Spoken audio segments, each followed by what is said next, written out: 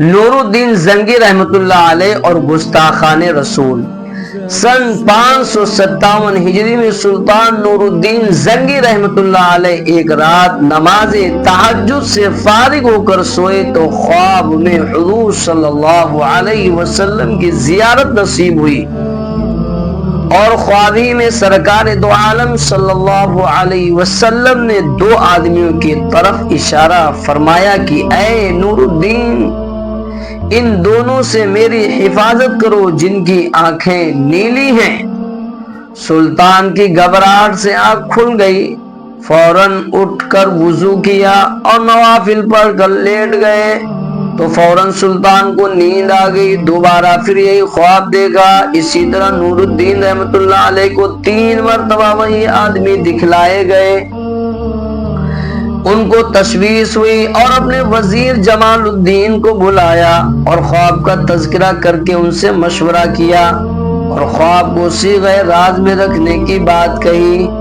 جمال الدین فوراً خدام کے ساتھ سلطان کو مدینہ منورہ جانے کا مشورہ دیا۔ چنانچہ سلطان اپنے خصوصی ارکان سلطنت کے ساتھ مدینہ منورہ روانہ ہو گیا اور وہاں پہنچ کر غسل کیا، نیا لباس پہنا، خوشبو لگائی اور ننگے پاؤں دربار رسالت میں حاضری دی اور اپنے وزراء کو حکم دیا کہ تمام اہل مدینے کی دعوت کی جائے۔ تو بادشاہ کی دعوت میں پورا مدینہ شریک ہوا، مگر وہ 2 آدمی نظر نہیں آئے۔ تو سلطان نے اہل مدینہ سے پوچھا کہ کوئی شخص دعوت میں آنے سے رہ تو نہیں گیا کہ جن کو دعوت کھلانے سے میں محروم ہوں؟ لوگوں نے کہا نہیں، تمام اہل مدینہ آپ کی دعوت میں شریک ہیں۔ اس پر انہوں نے فرمایا بغور جائزہ لے لیا جائے۔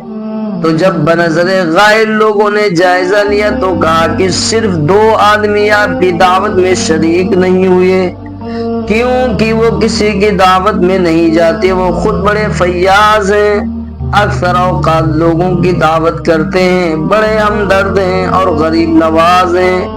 تو بادشاہ نے فوراً ان کو حاضر کرنے کا حکم نافذ فرمایا۔ پولیس پہنچی اور دونوں کو گرفتار کر کے نور الدین کی خدمت میں لے آئی۔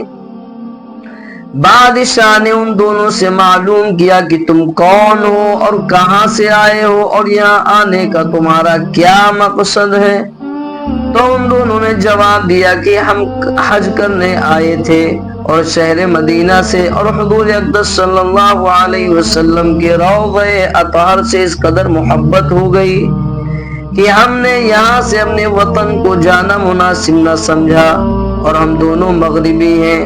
ادھر مدینے میں ایک شور برپا ہو گیا کہ بادشاہ کیسا ظالم ہے کہ اتنے شریف اور نیک بخت انسان کو گرفتار کر کے رسوا کر رہا ہے۔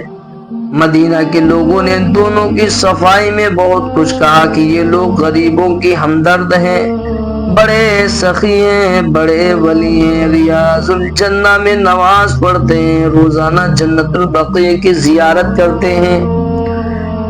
الغرض اہل مدینہ کی تمام باتوں کو رد کرتے ہوئے نور الدین رحمت اللہ علیہ نے ان کا پتہ معلوم کیا تو بتلایا کہ ہم مسجد نبوی کے بالکل متصل ہی قیام پذیر ہیں۔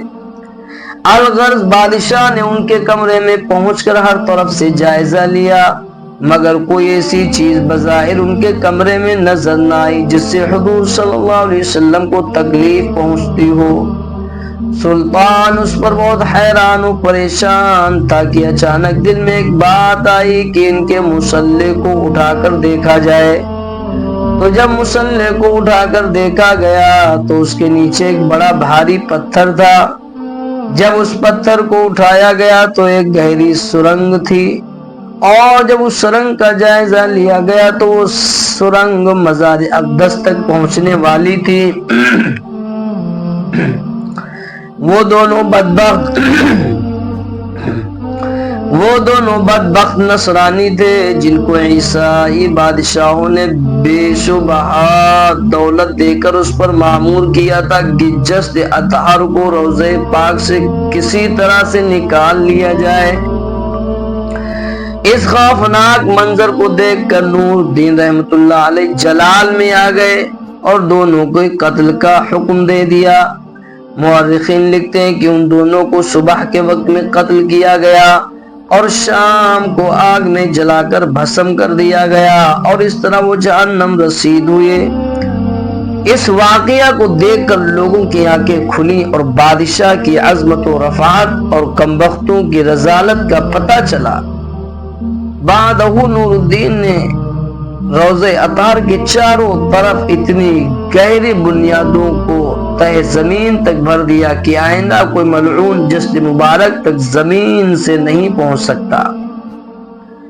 حاصل یہ کہ یہود و نصارہ ہمیشہ سے پیغمبر اسلام کے دشمن تھے اور ہیں، اور مسلمانوں کا کبھی ہمدرد نہیں ہو سکتے۔ اللہ تعالیٰ کا فرمان ہے وَكَمْ قَصَمْنَا مِنْ قَرْيَةٍ كَانَتْ ظَالِمَةً وَأَنشَأْنَا بَعْدَهَا قَوْمًا آخَرِينَ، اور ہم نے بہت سی بستیاں جہاں کے رہنے والے ظالم یعنی کافر تھے غارت کر دے، اور ان کے بعد دوسری قوم پیدا کر دی۔ یعنی یہ نہیں کہ ان کی نیست و نابود کر دینے سے اللہ کی زمین اجڑ گئی، بلکہ وہ گئے اور دوسروں کو اللہ نے ان کی جگہ بسا دیا۔ اللہ تعالیٰ کا فرمان ہے فَلَمَّا أَحَسُّوا بَأْسَنَا إِذَا هُمْ مِنْهَا يَرْكُضُونَ، سو جب انہوں نے ہمارا عذاب آتا دیکھا تو اس بستی سے بھاگنا شروع کیا۔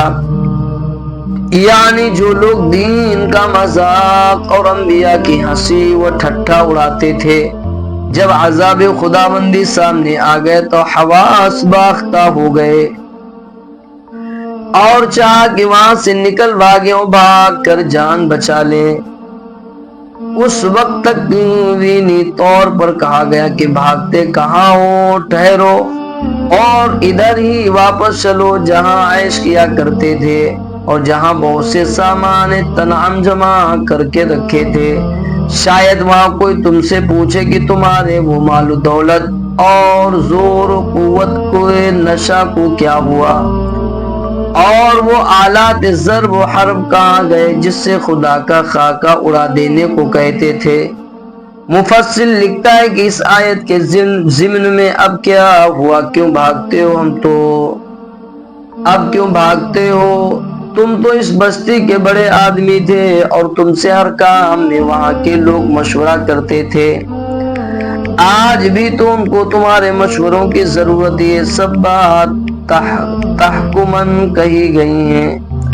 آگے خود وضاحت ہے لا تركضوا وارجعوا الى ما اترفتم فيه ومساكنكم لعلكم تسألون، بھاگو مت اور اپنے سامان عیش کی طرف اور اپنے مکانوں کی طرف واپس چلو، شاید تم سے کوئی پوچھے یا پاچھے واقعی ان کے پاس ان کی گاڑی کمائی کا سامان رہا، نہ مکان رہا، نہ کسی ہمدرد کا نشان رہا اور نہ خدرے آگے ارشاد ہے قالوا یا ویلنا انا کننا ظالمین فما زالت تلك دعواهم حتى جعلناه حصيدا خامدين۔